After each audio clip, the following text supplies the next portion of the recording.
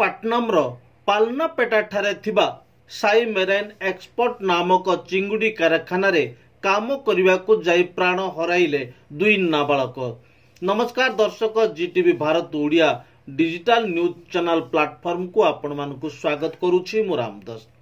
रायगड़ा जिला टिकिरी पंचायत अंतर्गत मकापदर ग्रामर दुई जन नाबालक गंगाधर माझी बयस 15 वर्ष व महेश्वर माझी बयस 16 वर्ष 2 मास तले दुहे दादन खटिबाकू जाइथिले। सेठारे मालिक निर्यातना देउथुवा सही न पारी घर को ट्रेन जगे फेरुथिले।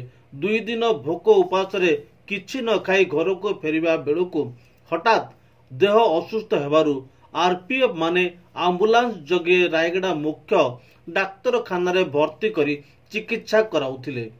चिकित्साधीन अवस्था गंगाधर माझींकर मृत्यु होइतिला एवं महेश्वर को ब्रह्मपुर एमकेसीजी मेडिकल को पठा जाउथुवा समय रे मोहना पाखरे मृत्यु घटिछि।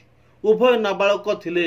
ए दुखद घटना सुनिबा परे रायगड़ा निवासी तथा आदिवासी संगठन संपादक व कांग्रेस विधायक प्रार्थी श्री आपल स्वामी काड्राका मकापद ग्राम को जाई दुईटी परिवार लोकं को साक्षात करी समवेदना जणाइथिबा सूचना मिलिछि।